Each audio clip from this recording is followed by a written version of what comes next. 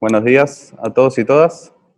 Bienvenidos a la primera de nuestras jornadas portuarias que estamos organizando en este año tan particular para todos. La verdad que para todos nosotros es un orgullo a través del Cencapor y AGP poder organizar este tipo de encuentros virtuales y sobre todo tener a los oradores que tenemos hoy y que vamos a tener en las siguientes jornadas. La verdad que son dos personas muy destacadas, con mucha experiencia y que pueden ayudar un montón a todos nosotros a empezar a entender un poco mejor todo este negocio. Lo que quería decirles antes de arrancar y presentar, va a arrancar Ricardo Ferreira. Quería contarles cómo va a ser un poco la forma que vamos a hacer este webinar. La idea es que cada uno de los oradores tenga una media hora más o menos para exponer, y después va a haber unos 10, 15 minutos para que todos puedan hacer las preguntas que quieran. Las preguntas se van a hacer escritas con el botón correspondiente que tienen abajo en la barra de abajo. Hay un botón de preguntas y respuestas, así que cuando vayan queriendo las pueden ir haciendo y van a ser respondidas una vez que finalice la exposición. Así que bueno, vamos a arrancar con Ricardo Ferreira. Ricardo es capitán de ultramar, especialista en operaciones portuarias, 40 años en el negocio marítimo portuario. Fue gerente comercial y operaciones de terminales portuarias, gerente terminal de cruceros Buenos Aires, director de terminales portuarias argentinas. Trabaja para operadores internacionales globales en puertos durante 17 años. Port Captain, Marine Surveyor en operaciones portuarias. Profesor de la Universidad Católica Argentina, posgrado de Logística Internacional. Profesor de la Asociación de Logística Empresarial LOC. Subgerente general de Administración Portuaria y es hoy el gerente de Operaciones, Seguridad y Medio Ambiente de Puerto Buenos Aires. Ricardo. Muchas gracias Marcelo por la presentación. La verdad, cuando dice que hace 40 años que estoy en el negocio, no es que soy tan viejo, sino que empecé muy joven, ¿no? Por allá por el año 80 empecé en esto, navegando, y bueno, desde el año 92 que ya estoy en las operaciones portuarias en el puerto de Buenos Aires, estuve también en Rosario y en algunos otros puertos de la región. Pero básicamente lo que vamos a ver un poquito hoy es, a grandes rasgos, cómo está compuesto el negocio portuario en general. Si puedo compartir, ahí está. ¿Cómo está armado el negocio portuario? Vamos a ver un poquito las dos grandes ramas que tiene el negocio portuario. Este un poquito es un pantallazo general, hay mucho para hablar de esto. Necesitaríamos, por supuesto, muchísimo más que una hora, necesitaríamos un curso completo para poder entender bien cómo funciona el negocio marítimo. Básicamente, el negocio marítimo en la parte transporte en sí tiene dos grandes ramas. Una rama que es la rama tram, es decir, la rama que no tiene un destino y un itinerario fijo, sino que voy donde está el negocio. Es decir, que si tengo soja de Rosario para China, voy con soja de Rosario para China. Y ese buque que está en China consigue una carga masiva para Estados Unidos, va a Estados Unidos, y de Estados Unidos puede volver a América, puede ir a Europa. Es decir, voy donde está, no tengo una línea fija. Yo exactamente me subo como tripulante de esos barcos y no sé dónde me va a tocar ir. Usualmente tengo un contrato por tiempo y no tengo un destino fijo. Yo no sé si voy a ir a Estados Unidos, a China, a Rusia, a Australia. ¿Qué se maneja con este tipo de servicios tram? Cargas masivas, es decir, buques completos. Un cargamento completo de soja, de mineral de hierro, cargamentos completos de combustible, petróleo, fertilizantes, por supuesto. Es una parte grande del negocio de transporte marítimo. La otra parte del negocio marítimo es, en lo que es transporte, es el servicio liner. ¿Qué es un servicio liner? Un servicio liner es un servicio prefijado con escalas determinadas en los puertos. Es decir, yo tengo un servicio que, por ejemplo, viene de Europa hacia la costa este de Sudamérica, y en el medio de ese viaje sale del puerto de Rotterdam y viene a terminar en Buenos Aires. En el medio hace 2 o 3 puertos de Europa, hace 2 o 3 puertos de Brasil, hace Montevideo en Uruguay y viene a Buenos Aires. Y vuelve nuevamente para atrás, y ese barco rota aproximadamente, depende de cuáles sean los puntos de origen y destino, pueden hacer cada 2 meses, cada 45 días, cada 70 días, depende de cuáles son los destinos. Puede ser un servicio del Farís a Buenos Aires, y usualmente tiene muchos puertos de carga y descarga y en el camino va cargando y descargando ese barco varias veces. Una tercera pata que no figura acá, que no es un poquito el tema del curso, pero sí es importante, es la parte de servicios del negocio marítimo. Hay una parte de servicios, por supuesto, muy importante, que es la parte de remolque, la parte de asistencia, la parte de transporte de pasajeros, que no está acá en este caso, la parte de los buques de investigación, de prospección sísmica. Eso es lo que tenemos como tercer pata. Pero las dos patas más importantes, así a grandes rasgos, el servicio tram y el servicio liner. Vamos a ir un poquito más en detalle a lo que es un servicio tram. Un servicio tram, como dijimos antes, son cargas masivas. Si yo cargo 50.000 toneladas de soja con 2 conocimientos de embarque, con 3 conocimientos de embarque, es decir, la carga administrativa de este negocio es chica, no hay una carga administrativa demasiado grande, no es el caso, después vamos a ver más adelante, el caso de los servicios liner, donde yo cargo en cada puerto 2.000 contenedores con 800 conocimientos de embarque distintos. Acá son estructuras realmente chicas, donde un broker en una oficina con una computadora y un teléfono puede manejar buenos negocios y puede manejar esta operación, porque no necesita una estructura administrativa demasiado grande. Y como dijimos antes, no tengo líneas fijas, yo voy donde está el negocio, no tengo un destino fijo. Los fletes, por supuesto, van a variar de acuerdo al puerto de origen, puerto de destino y tipo de carga. Si bien hay valores predeterminados, se negocia. Porque, por ejemplo, yo soy un armador que maneja un servicio tram y me queda un buque en China y yo tengo que volver nuevamente a Sudamérica porque sé que voy a tener otro flete acá de granos en el caso de Argentina, podría ser.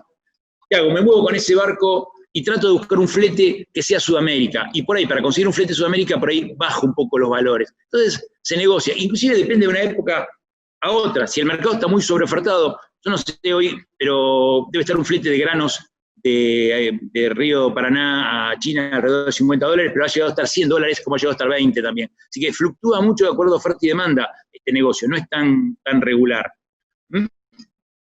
Dijimos entonces que eran básicamente cargas puntuales de punto a punto. ¿Existen buques spot que hacen cargas de proyectos? Sí. Por ejemplo, yo voy a llevar una torre de perforación petrolera de Houston a África, charteo un buque completo, hago lo mismo para traer una central térmica para Sudamérica. Es decir, también hay negocios de cargas generales, pero básicamente son punto a punto, es decir, no hay escalas intermedias en este tipo de servicios tram. Y después abajo, como dice el último, hay cargas no tradicionales, por ejemplo, el caso de que África pide carga frigorífica, bueno, se chartea un barco para ir a África y hace un viaje exclusivamente con carne, con pescado, con lo que sea.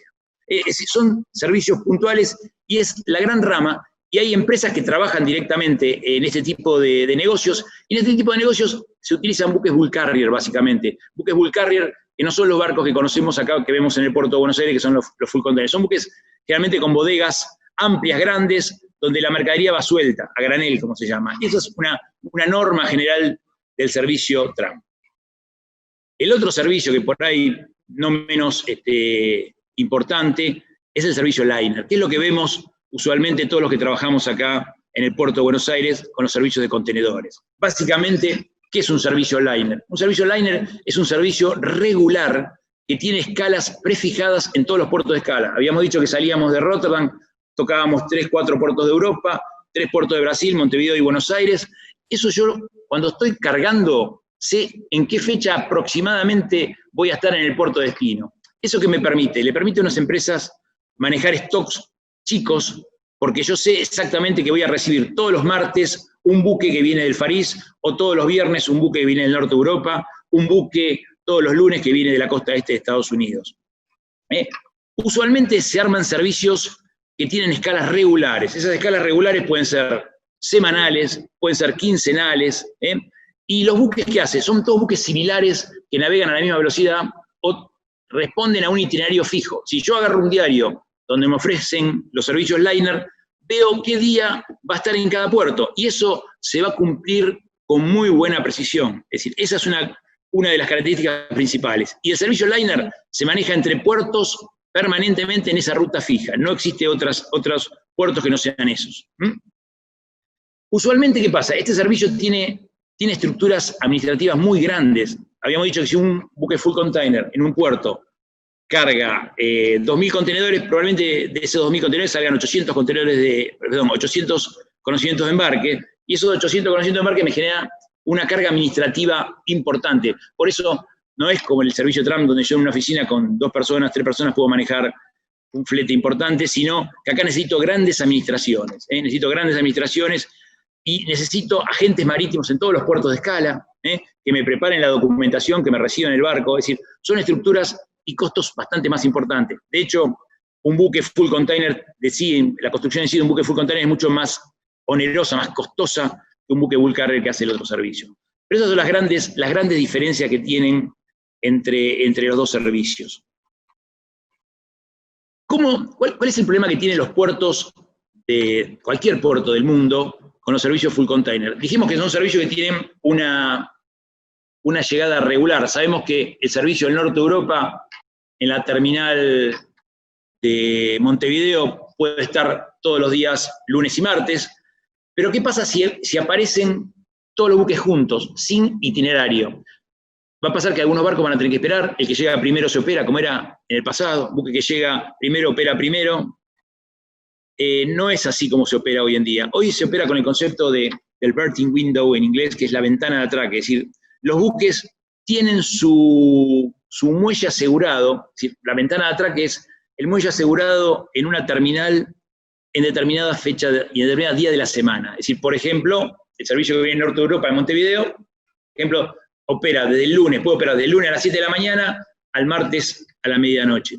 Si ese buque llega en esa ventana, va a operar y va a cumplir con el compromiso que tenga la terminal con el contrato. Es decir, si la terminal tiene un contrato que lo obliga a mover 70, 80 contenedores por hora, tiene obligación de cumplir con eso, si no va a tener una penalidad la terminal.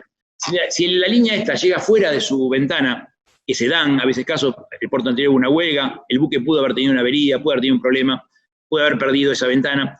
Si el buque llega fuera de la ventana, la terminal no tiene obligación de operarlo, si lo opera no tiene obligación de cumplir con los ritmos que tiene por contrato.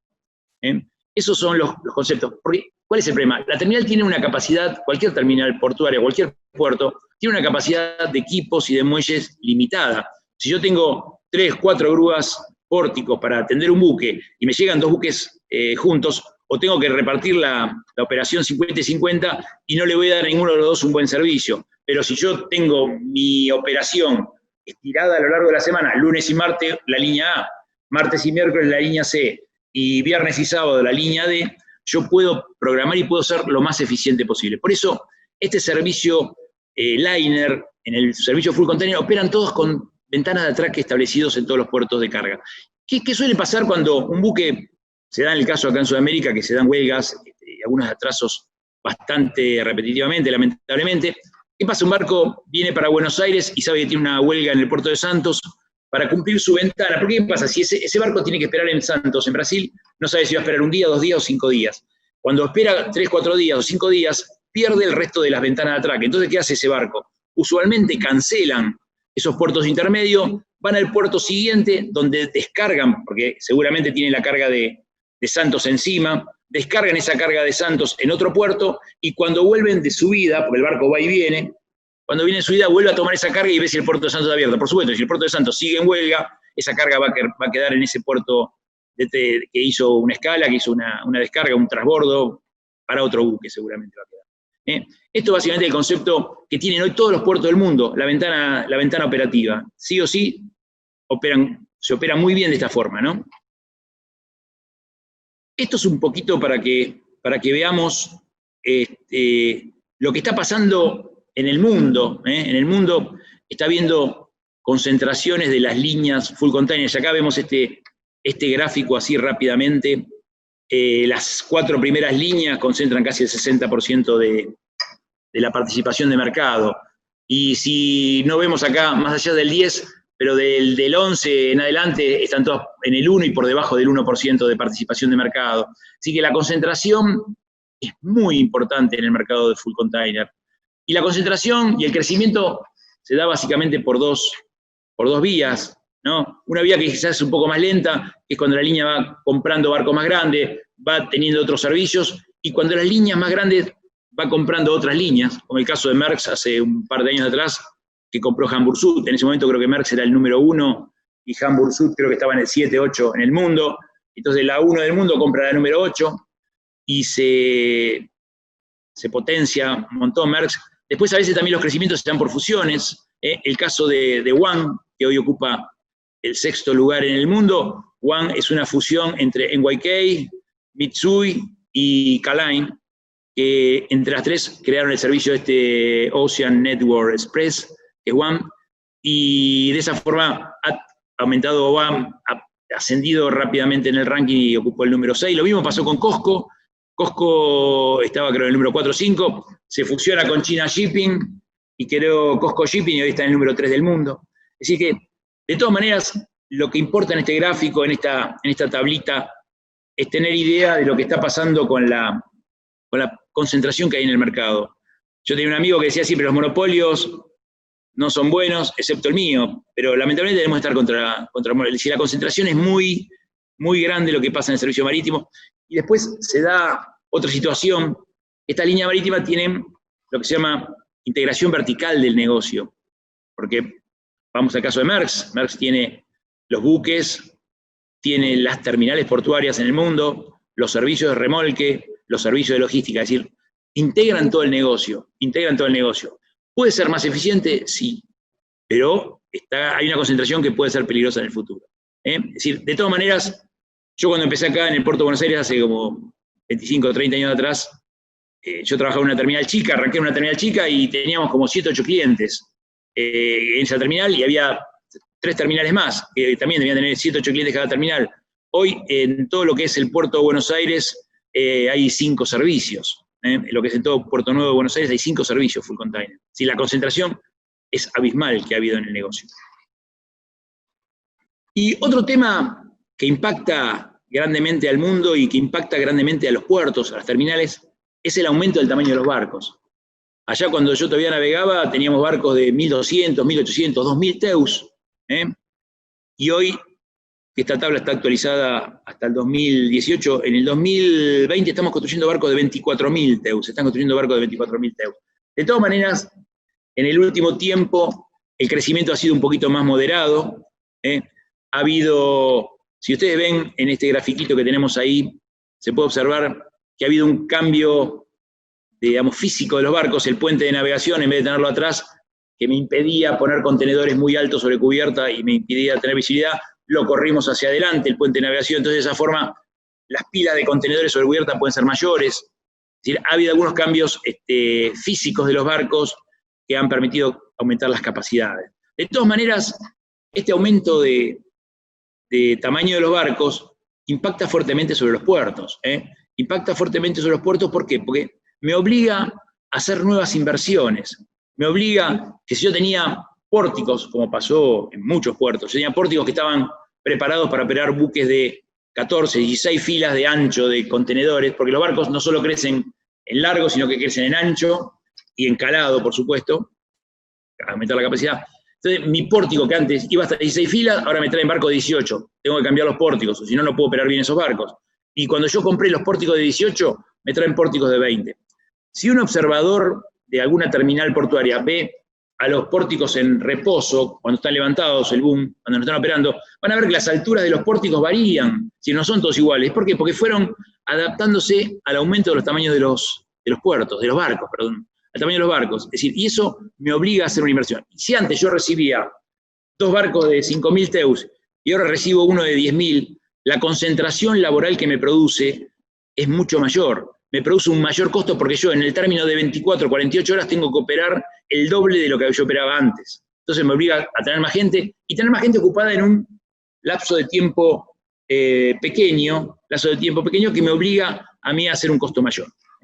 Eso es lo que está pasando. Y por supuesto no hablemos de obras de infraestructura de mayor calado, no solo los puertos, como todo el mundo debe saber, o los que no saben, los digo. Si los puertos no se pueden dragar indiscriminadamente, si un puerto tiene los basamentos de su muelle preparados para 10 metros de profundidad, yo no puedo dragar el puerto a 12 porque se me van a caer los muelles.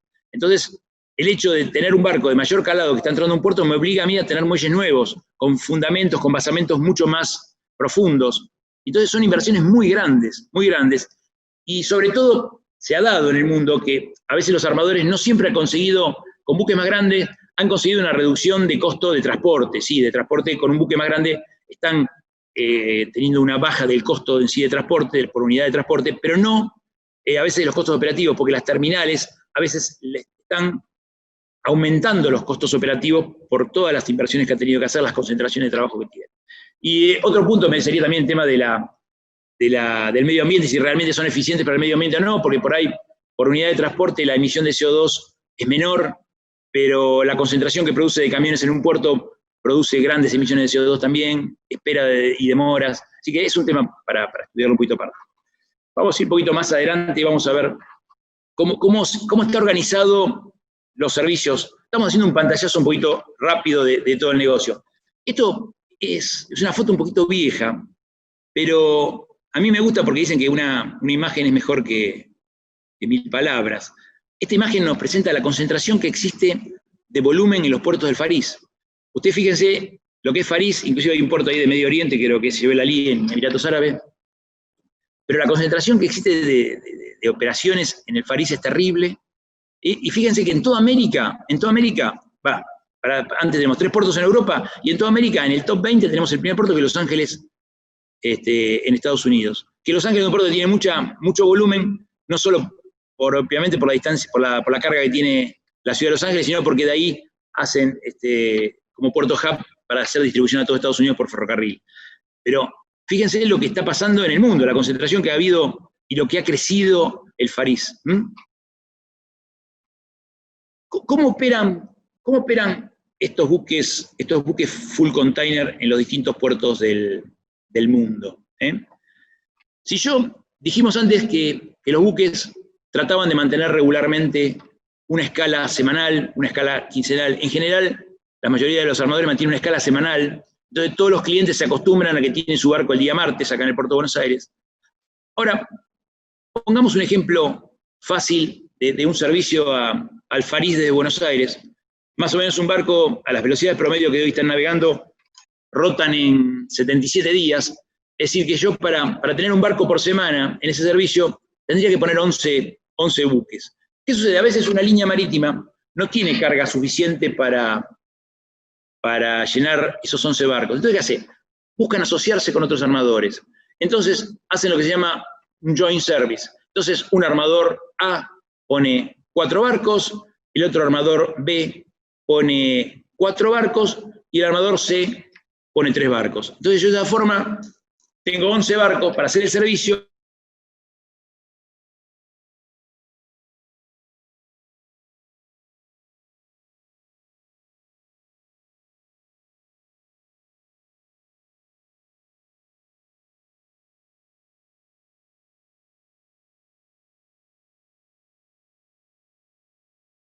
Tengo una oferta hacia mis clientes de un barco por semana, aunque no sea mío, porque yo tengo derecho a cargar hasta el 30%.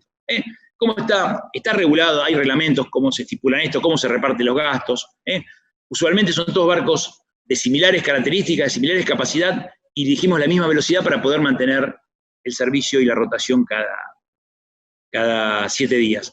Se fijan ciertas limitaciones, por ejemplo, no se permite cargar explosivos, no se permite cargar radioactivos. Las capacidades que tienen usualmente son en teus y en toneladas, porque sabemos que si un barco tiene 20.000 teus, eso no significa que los 20.000 teus de capacidad de un barco se pueden cargar a su máxima carga a cada contenedor, no. El promedio creo que anda alrededor de las 13 toneladas, una cosa así, para que el barco esté completo en volumen y completo en capacidad, 13 toneladas por teus más o menos. Entonces, eso es lo que se fija. Si yo tengo 2.000 teus para cargar, cargo 26.000 toneladas. Y yo, esos 2.000 teus que tengo en ese barco, lo tengo que repartir a lo largo de mis puertos de escala. Es decir, que si yo toco Buenos Aires, Montevideo, Santos, bueno, yo como armador, esos 2.000 teus, que son lo que yo puedo cargar en ese barco, puedo repartir, no sé, 500 en Buenos Aires, 500 en Montevideo y 1.000 en Santos. No sé, depende de cómo esté el negocio, cómo lo quiera manejar yo. Pero esa es la forma moderna de hoy de operar en el servicio full container, donde hay muchas asociaciones de este tipo. Y si uno agarra un diario especializado y lee el servicio Norte Europa de Maersk, y por ahí va a ver que hay barcos de SMA, hay barcos de Hamburg Süd, no sé, hay otros armadores porque realmente todos ofrecen el mismo barco. El servicio es básicamente igual, puede haber diferencia de flete entre unos y otros. Esto es un poquito el sistema moderno de lo que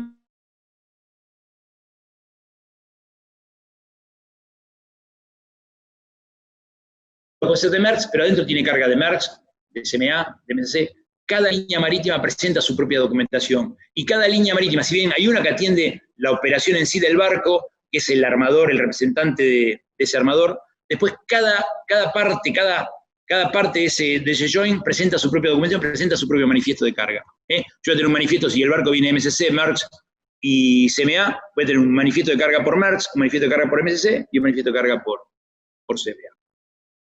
Otro acuerdo más pequeño que estos son los slot agreement, donde un armador, o también inclusive a veces un agente de carga puede alquilar en forma fija, temporaria, una capacidad X en un servicio determinado. ¿Cuál es la diferencia entre un joint? Es que acá en el slot agreement yo no pongo barco. Yo no pongo barco.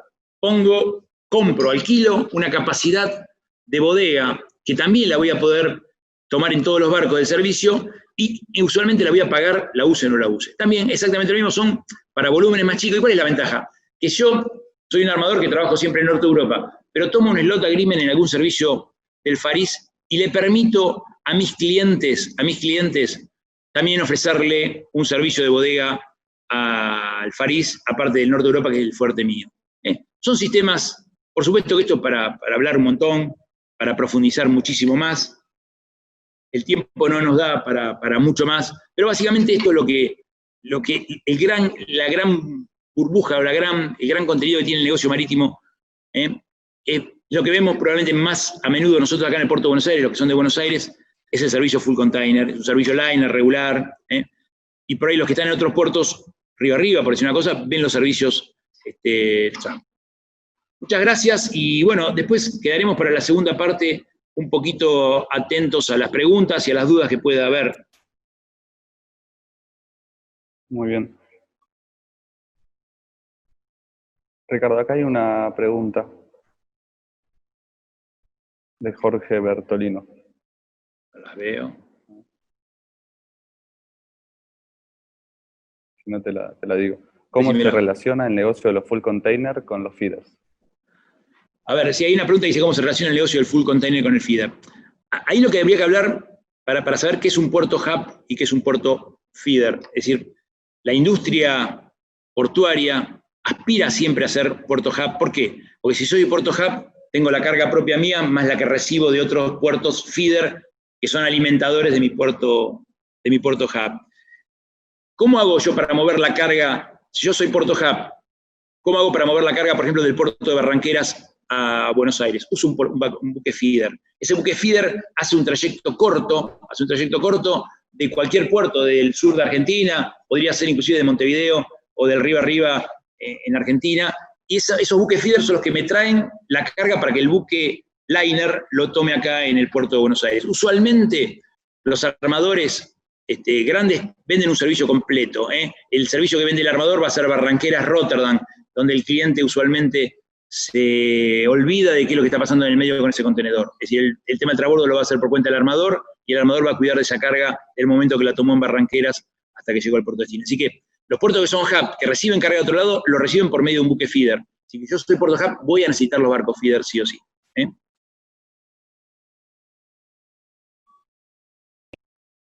Bueno, ¿alguna pregunta más hay? Si hay alguna pregunta más, escriban.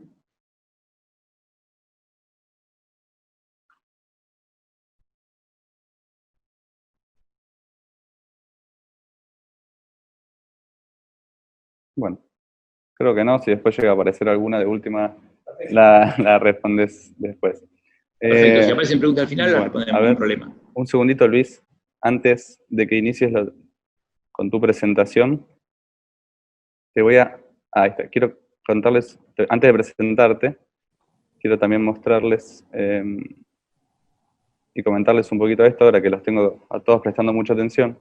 El 26 de noviembre vamos a hacer la segunda jornada portuaria y vamos a tener de invitados, va a ser el mismo horario que ahora, a las 11 de la mañana, y de invitados vamos a tener del Puerto de Barcelona a Ramón Rull, que es el jefe de la marca calidad de Puerto Barcelona, que va a hablar sobre qué liderazgo debería ejercer una comunidad portuaria.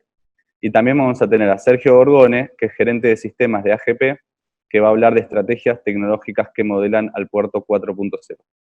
Entonces, nada, va a estar muy bueno, la verdad que también tenemos invitados muy, muy buenos. Después va a haber otra tercera jornada en diciembre, ya lo vamos a ir comunicando. Para esta segunda jornada, todos los que se inscribieron, no hace falta que vuelvan a completar el formulario, van a poder entrar con el mismo link que enviamos para esta jornada, para la primera. De todas formas, vamos a volver a enviarles otro mail, pero el link va a ser el mismo y no es necesario que se inscriban. Así que bueno, ahora sí voy a presentar a Luis. Luis Asensio es ingeniero civil industrial de la Universidad Católica de Valparaíso, magíster en gestión de operaciones de la Universidad de Chile, especialista en políticas y planificación de transporte de UNSAM Argentina. 20 años de experiencia como consultor e investigador en Supply Chain Management, cadena logística portuaria, gobernanzas logísticas, gobernanzas ciudadanas y políticas públicas de logísticas y transporte. Entre el 14 y el 19 fue coordinador técnico del programa CAF-CELA, Red de Puertos Digitales y Colaborativos de Latinoamérica y el Caribe, presidente de la Corporación Puerto para Ciudadanos Valparaíso, Chile, socio gestor de la empresa Consultoría y Tecnología Puerto 1, 20 años de experiencia continua como académico y profesor de tesis en la Escuela de Ingeniería Industrial de la Pontificia Universidad Católica del Paraíso y Facultad de Ingeniería Universidad de los Andes, Santiago de Chile. Experiencia como consultor internacional en CELA, BID, Banco Mundial y CAF. Luis, muchísimas gracias por participar y te dejo para que sigas vos. Gracias. ¿Qué tal, Marcelo? ¿Qué tal también, Ricardo? ¿Cómo me escuchan, Marcelo?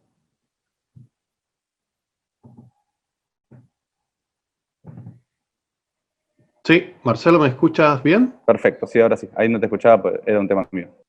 Ya está. Bueno, primero que todo agradecer a AGP, grandes amigos tengo en esa institución, y bueno, mi aproximación al tema que nos convoca es un poquito distinto de lo de Ricardo. Yo me aproximo al tema desde una mirada más logística, ha sido un poco mi desarrollo profesional en los últimos 15 años, y les voy a desarrollar entonces el tema que tiene que ver con una de las aristas de la logística, que es la parte más colaborativa y que tiene que ver con las comunidades portuarias y cuál ha sido su desarrollo en el último tiempo, principalmente con la experiencia latinoamericana. Primero voy a un poco incentivar lo que es la reflexión de lo que está pasando a nivel de escenarios globales. Particularmente estamos enfrentando un escenario ciberfísico, vale decir, todo lo que un poco Ricardo nos comentó desde el punto de vista de las infraestructuras y los servicios se está acelerando y se está incorporando cada vez más componente informático, y por ello entonces esto enfrenta importantes desafíos para la sociedad, para la economía y para el sector marítimo portuario. Ese es el primer punto que vamos a desarrollar. Posteriormente me voy a enfocar en un aspecto que va explicando un poco cómo poder enfrentar estos desafíos desde una perspectiva logística. Nosotros lo hemos denominado la interoperabilidad logística, que es justamente explotar todos los beneficios de un enfoque colaborativo en el ecosistema portuario, y finalmente el punto, digamos, de desarrollo que obviamente da para mucho más, pero lo vamos a simplificar y que tiene que ver justamente con esta creación de la inteligencia colectiva que es fiel reflejo entonces las comunidades portuarias. Entonces esos tres temas los vamos a desarrollar entonces el día de hoy y finalmente vamos a expresar algunos desafíos y recomendaciones. Primero entender el contexto. Estamos más allá de obviamente lo que es la parte económica y social, está el tema ambiental y particularmente el tema de pandemia. El tema de pandemia está dejando una serie de lecciones, particularmente de lo que tiene que ver con las políticas públicas y cómo el negocio también desde el punto de vista marítimo portuario, de comercio exterior, se tuvo que adaptar. Esa adaptación se vio reflejada justamente en la creación de una serie de gobernanzas, es decir, la colaboración público-privada para enfrentar el desafío de la pandemia, el aspecto relacionado con la continuidad operacional, que va de la mano con la calidad y la continuidad de los servicios logísticos portuarios, y finalmente todas las lecciones aprendidas que está dejando esta pandemia, y que creo que va a acelerar aún más todo lo referente justamente a la temática de gobernanza y de tecnologías. Desde el punto de vista de qué está pasando hoy día con la economía, básicamente todo el desarrollo marítimo portuario que nos comentó Ricardo, en paralelo a ello, las cadenas de suministro globales están cada vez más dinámicas, son patrones de consumo que están haciendo cambiar la forma en que el comercio exterior por años enfrentaron los distintos mercados. Estamos frente a una innovación constante de producto, hay un importante manejo de las marcas, y ese manejo de marcas ha significado, con el efecto globalización, una deslocalización de la producción y la manufactura, que justamente habla de redes de proveedores mucho más extensas, una mayor colaboración estratégica a lo largo de las cadenas de suministro, y finalmente estas cadenas de suministro son justamente nuestros usuarios. Entender esta tendencia, y por eso les dejo este libro, que es muy interesante y que lo hacen justamente economistas y geógrafos en los ámbitos de comercio exterior y de puertos, es justamente cómo los puertos se están adaptando a estas cadenas de suministro más flexibles y más ágiles. El año 2018 hicimos una reflexión también con nuestros otros colegas respecto a cuál es la evolución que está teniendo la industria marítimo-portuaria y cómo se proyectaba el año 2035. Lo que podemos ver también justamente como una reflexión de lo que comentaba Ricardo, es que efectivamente hasta el año 2010 los puertos impulsaron grandes cambios en el entorno de los costos y de la productividad. Grúas más grandes, barcos más grandes, expansión del Canal de Panamá, y una serie de aspectos que justamente reflejaron una primera gran etapa muy orientada al negocio marítimo portuario. A partir del año 2010 se ve claramente una mayor integración y el concepto de gestión de las cadenas logísticas portuarias o de pensar al puerto como una cadena logística portuaria para seguir mejorando la productividad de los costos es parte hoy por hoy, en esta segunda etapa, de, yo diría, gran parte de las estrategias de los puertos a nivel global, y Latinoamérica está un poquito en rezago respecto a este enfoque de cadena logística portuaria. ¿Por qué? Porque si se fijan, las bases de competitividad están puestas en lo digital. Y en lo digital justamente son los principales desafíos que están hoy día teniendo los puertos de Latinoamérica, se están reorganizando en torno a planes de desarrollo. En las próximas jornadas, por ejemplo, vamos a conocer el plan de desarrollo tecnológico del Puerto de Buenos Aires, que justamente da lugar a esta etapa, ¿no?, en donde lo digital y lo logístico se combinan. La sustentabilidad, que sería un aspecto posterior a esta etapa, una tercera etapa a partir del 2025, según estimaciones, esto va a significar justamente una irrupción profunda de lo que es el 5G en los puertos, la automatización y el Internet de las cosas, para finalmente esperar una etapa 4 en donde los corredores inteligentes, que son mucho más dominantes a propósito de técnicas de investigación y de inteligencia artificial, permiten justamente modelar un nuevo negocio para justamente seguir avanzando en temáticas de mayores prestaciones de servicios y menores costos. Por ejemplo, inteligencia artificial ya se está probando en justamente lo que nos comentaba Ricardo, de cómo es la atención de las naves en los distintos terminales, muelles, en sus horarios de atención. Se está haciendo mucho más complejo, se están atendiendo tanto barcos de gran tamaño como barcos feeders, y por lo tanto un puerto tiene que estar capacitado para poder programar todo ese trabajo, y justamente el análisis de patrones operativos, como lo hace inteligencia artificial, está ayudando, por ejemplo, a gestionar nuestro negocio. En ese contexto surge la transformación portuaria como un desafío que cruza institucionalidad, logística y tecnología. El factor común de estos aspectos de este ambiente es la gestión del cambio, es decir, nuestras autoridades tienen que entender estas tendencias y abordar la gestión del cambio.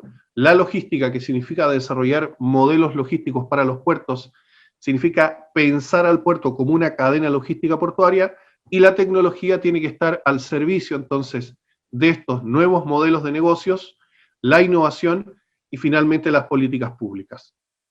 Ese es el contexto en donde hoy día hemos visualizado la transformación portuaria, coordinando el hardware, que sería la inteligencia colectiva, la gobernanza, el software, todo el montaje de servicios, y el hardware, que son las infraestructuras.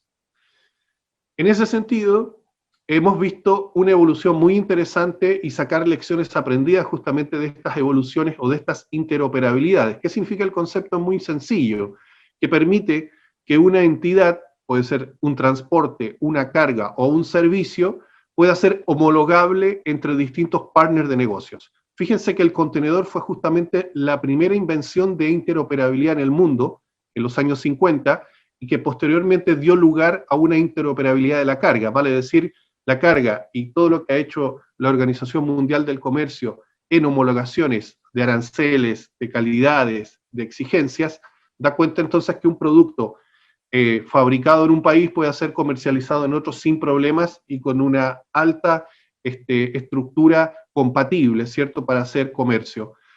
La aspiración entonces en esta última etapa, estamos viendo que hay que trabajar fuertemente el sector público, el sector privado y lo público-privado para poder organizar de mejor manera los clústeres y las redes. Y eso significa entonces implementar la interoperabilidad logística. Que piensen lo que es una especie de fibra óptica que tiene distintas capas, que hay que ir resolviendo gradualmente, pero sin perder el ritmo en términos de su intervención. Aquí aparecen entonces las políticas públicas y las gobernanzas colaborativas como elementos fundamentales de borde, de contexto, la gestión del cambio, la innovación y la transformación digital. Esos son entonces los elementos fundamentales para poder tener una base de interoperabilidad logística en nuestros servicios y que redunda justamente en que los servicios privados y los servicios públicos puedan potenciar al máximo sus prestaciones. Vale decir, el sector privado sigue invirtiendo en tecnología de información, los servicios públicos también se van desenvolviendo en cuanto a ventanillas únicas de comercio exterior, ventanillas únicas marítimas, y entonces los servicios en clúster y los servicios en red, que son los desafíos, como indiqué, de las etapas 2 y 3, son efectivamente aspectos posteriores y que tienen que tener un cimiento fuerte en esta pirámide de facilitación de interoperabilidad de servicios. ¿Dónde se ve y dónde se está palpando hoy por hoy la interoperabilidad logística? Básicamente tenemos obviamente muchos desafíos. Estamos hablando de que los servicios marítimos con los servicios terrestres tienen que estar trabajando de manera mucho más coordinada. Como decía también Ricardo, hay una integración vertical muy fuerte, pero cuando ocurre a nivel de empresas. Pero estamos hablando de un sector muy atomizado, en donde tenemos transportistas pequeños que a su vez coordinan servicios con grandes transportistas marítimos, que están sumamente concentrados. La pregunta es, ¿cuál es el ambiente? ¿Cuál sería el ecosistema adecuado para que esta interoperabilidad logística no genere problemas en cuanto a competencias asimétricas, yo diría, esa es la palabra clave, entre los grandes players de esta industria con los más pequeños que obviamente tienen la cara visible frente al cliente final, que son los importadores y exportadores. Otro ejemplo interesantísimo es que a partir de una mejor interoperabilidad logística, y esto traigo a colación el caso brasileño de Login, que ofrece justamente mejores servicios de cabotaje a su propia economía, vale decir, en el Brasil, que es uno de los países más desarrollados en Sudamérica en cuanto a cabotaje, el cabotaje justamente está pasando a ser una estrategia de muchas empresas que están movilizando carga a lo largo del territorio brasileño. Y esa oportunidad justamente desde el punto de vista marítimo, de los puertos y de los servicios, en este caso servicios feeder o servicios regionales de cabotaje, plantean que el valor que se entrega es justamente la planificación. Y esta planificación significa servicios que sean confiables, estables, que tengan una operación logística en puerto que facilite la carga, una coordinación con las aduanas, obviamente, para que haya facilitación de carga en los puertos y se pueda entregar una carga o retirar una carga de manera sencilla. Y en ese sentido creo que esta empresa está dando una muy buena base, unas mejores prácticas interesantísimas para el resto de países como Perú, como Chile, la misma Argentina, que necesitan explorar más alternativas para poder cambiar de modo terrestre, principalmente al modo marítimo. En ese contexto, entonces, los puertos comienzan a tener una mayor importancia para coordinar servicios, pero yo diría también para crear los modelos de negocios. Y les comento que a partir del año 2014, cuando iniciamos un trabajo con distintos puertos, incluyendo el puerto de Buenos Aires, donde se hizo justamente una colaboración y una capacitación en torno a estas prácticas, estamos viendo que distintos puertos comienzan a generar este ecosistema de negocios y de servicios y que dan la base justamente para que se creen estos nodos portuarios con una vocación, ¿cierto?, en torno a los servicios de clúster y a la interoperabilidad. Muchos de los actores que participaron de la red de puertos digitales y colaborativos plantearon justamente que la adopción tecnológica y los modelos de gobernanza portuaria son los principales aspectos a desarrollar en esta etapa, digamos, de desarrollo portuario en nuestra región, y por lo tanto también hay otros aspectos que se tienen que complementar y que participa justamente el impacto o el análisis del puerto en la zona de servicio, en las ciudades puertos, etcétera, etcétera. Por lo tanto, el ecosistema portuario se ha vuelto mucho más complejo y es por lo mismo entonces que el enfoque de gestión y de evolución debe cambiar y las gobernanzas justamente dan ese pie. No solamente entonces son las gobernanzas las que tienen que apoyar este cambio. Aquí les dejo un poco los distintos trabajos que se han hecho a nivel de ministerios de transporte, de gabinetes logísticos, de autoridades portuarias nacionales, en torno a facilitar o a entender que los puertos son más logísticos. O sea, la palabra logística pegada a puertos está cada vez más presentes, y en ese sentido, muchos, insisto, de estos países están considerando como política de estados dotar a los puertos de mayores capacidades logísticas. El servicio orientado a red, que es justamente el eslabón final, y como les indicaba, ya existen distintos prototipos, distintos servicios que van, en el caso europeo, principalmente, trabajando más allá de las fronteras del puerto, sino que colaborando y coordinando acciones de servicios entre distintas zonas portuarias, zonas interiores de carga, carreteras y servicios intermodales o multimodales. En ese sentido, hay distintas estrategias que se están siguiendo, como Cluster 2.0 en Europa, y que potencia los cluster o los Cluster Community System con distintos servicios que permite justamente que pasar de un puerto marítimo a un puerto interior con servicios intermodales sea mucho más sencillo y permita justamente una mayor y mejor utilización de las infraestructuras. Un desafío entonces que hemos visto y me ha tocado participar en varios proyectos, y particularmente uno importante que es el puerto del Callao, que es el puerto más grande de la costa oeste sudamericana, es justamente su estrategia de transformación digital y cómo los distintos puertos, en este caso, que me toca ver mucho, que en la costa oeste, están poco a poco avanzando tanto en la conformación de estas gobernanzas logísticas, que son las comunidades portuarias, y también, paralelo a ello, sus proyectos de transformación digital. ¿Por qué es importante entonces la transformación digital? Un poco por este esquema que estamos viendo acá, porque es el siguiente eslabón donde vamos a conseguir mayor productividad. La transformación digital es sinónimo de productividad. Time is money, dicen los gringos por ahí, ¿no? En ese sentido, la transformación digital provee menores silos entre los distintos eslabones de la cadena logística portuaria, mejor utilización de los activos y mayor conectividad. Uno de los casos que justamente hemos visto es que se tiene que avanzar de manera ordenada en este proceso. En ese sentido, promovemos que primero haya una medición sobre las bases competitivas que tiene un puerto. Muchas veces se emprenden estos proyectos sin saber en qué nivel estoy y cuál es mi brecha frente, digamos, por ejemplo, a puertos de la región o incluso a puertos internacionales.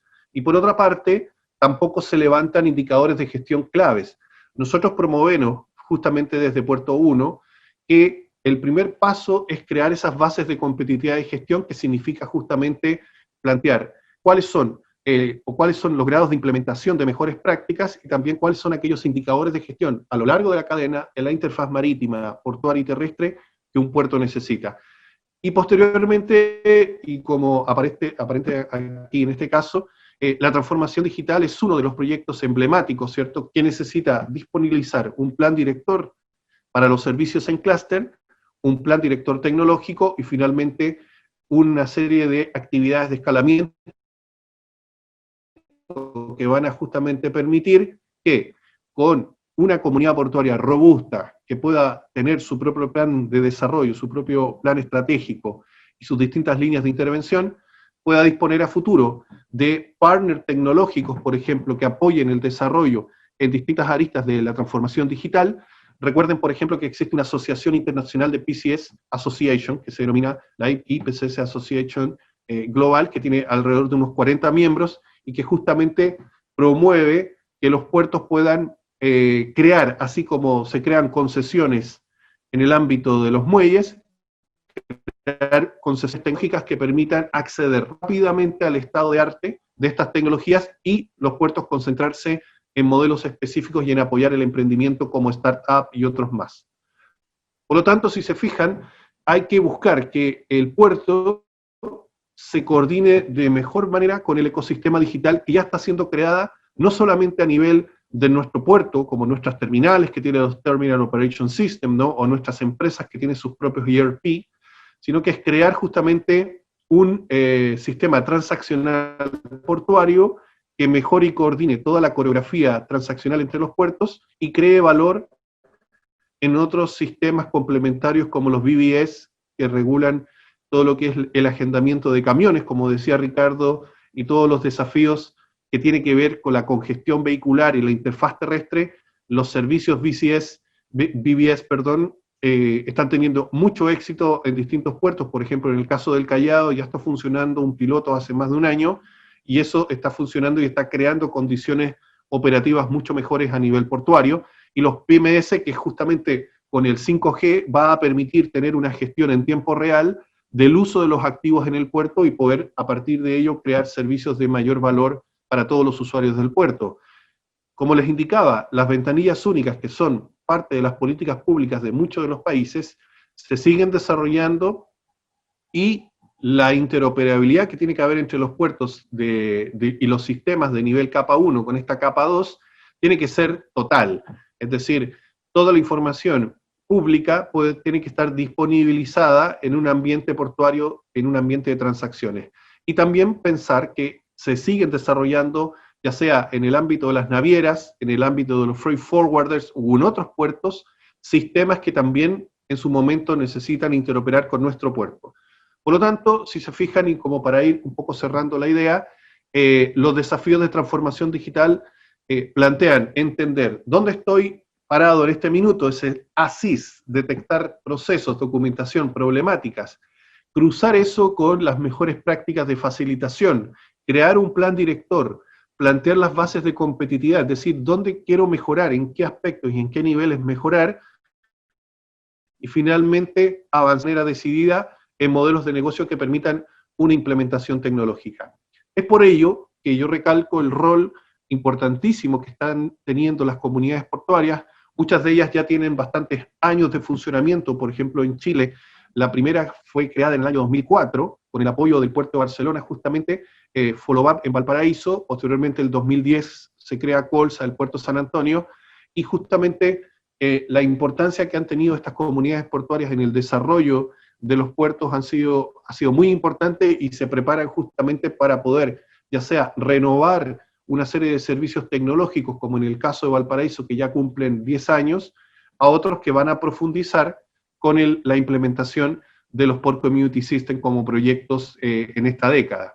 Bueno, en ese sentido, no solamente la comunidad portuaria se remite al ámbito propio del negocio portuario, sino que también tiene mucho impacto en hacer ver al resto del ecosistema de innovación o de relación ciudad-puerto aquellos aspectos en donde puedan crecer y desarrollarse de manera equilibrada, minimizar obviamente lo que son las externalidades negativas que se pueden dar en este entorno, y también le cabe un rol importantísimo dentro del contexto de los proyectos nacionales de ventanillas únicas, vale decir, son los puertos en donde se ve si las ventanillas únicas, las marítimas, las de comercio exterior y en algún momento las ventanillas únicas terrestres, tienen un impacto positivo, ¿cierto?, dentro del negocio y dentro de las expectativas de operatividad que tienen las cadenas logísticas portuarias.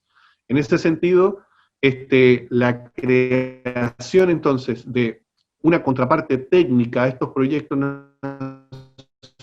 nacionales es fundamental para el peso gastado por el Estado y de nuestro bolsillo, ¿no?, que tiene que ver con nuestros impuestos, puedan ser eficientemente implementados para su beneficio a nivel del comercio exterior. Como les indiqué, en los últimos 5 años de trabajo de lo que fue la red de puertos en una etapa más que todo de capacitación y de diseminación de estos conceptos, hemos desarrollado este modelo integral de competitividad y gestión que plantea el desarrollo y la comprensión de un puerto desde la perspectiva estratégica y desde la perspectiva táctico-operacional.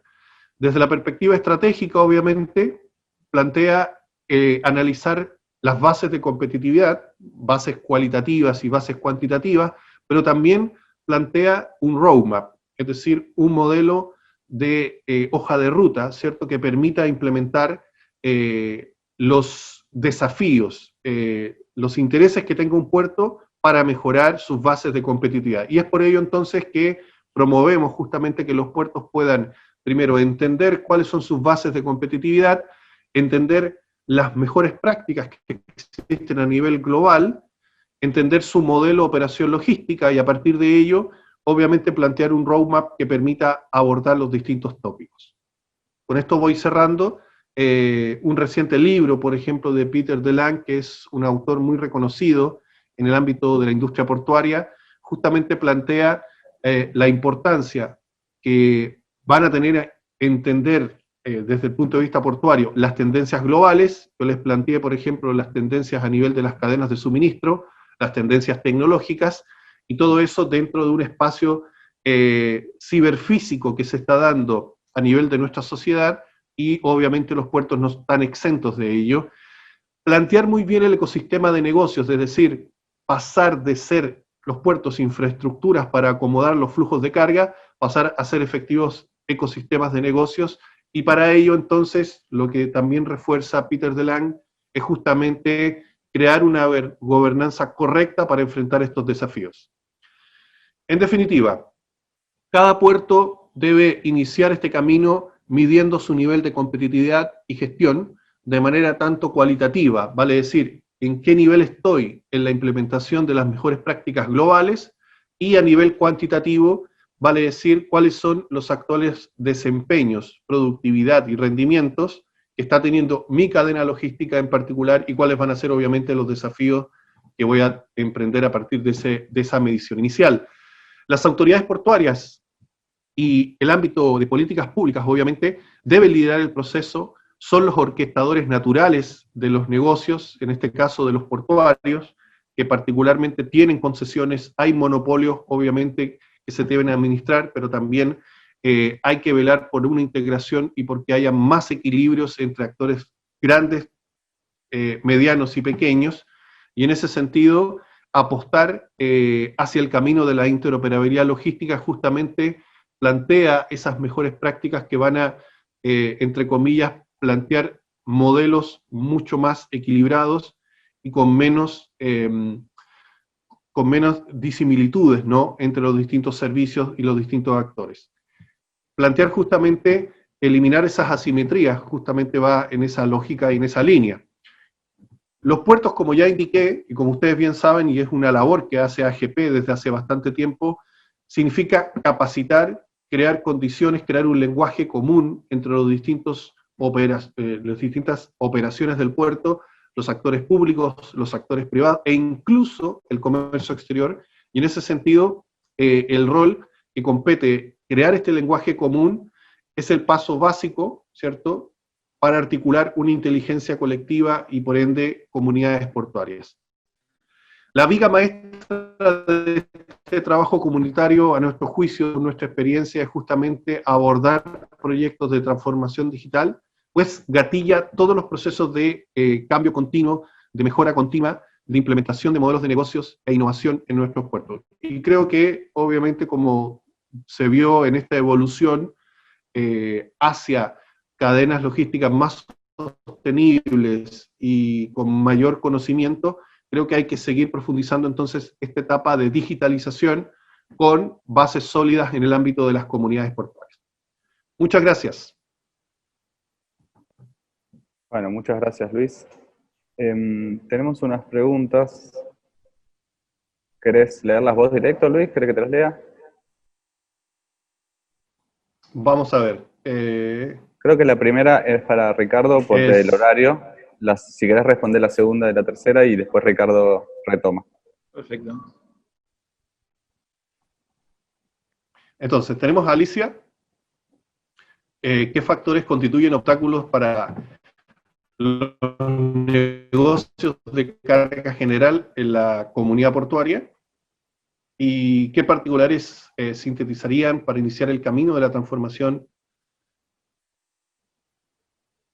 digital, ¿no? Bueno, el primer aspecto es relacionado con las cargas, ¿no? La carga general.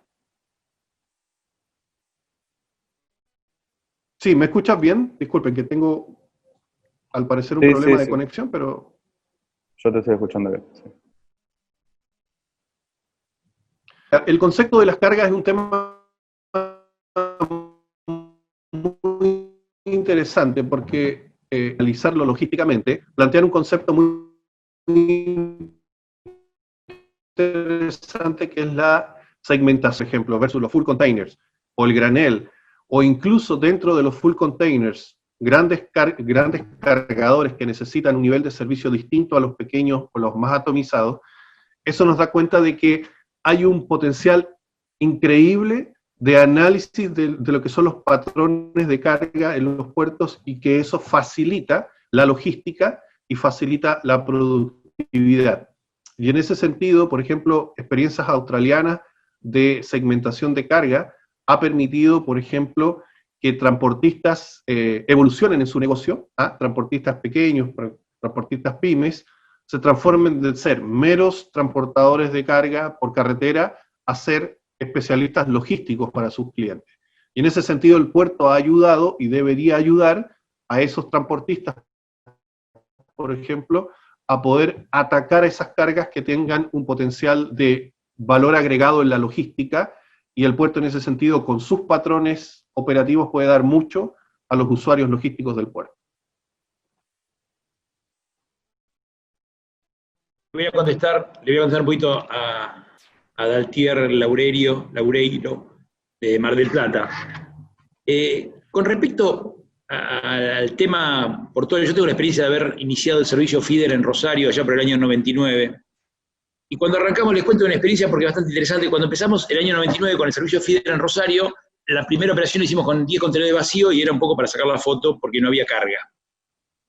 Entonces empezamos a ver que no había demanda, el servicio feeder no había demanda. ¿Por qué? Porque Rosario, Buenos Aires, en un camión costaba $500 y el feeder costaba algo muy parecido al camión, y encima un camión tardaba 8 horas y una barcaza mínimo era 24, el buque feeder de Rosario a Buenos Aires o más.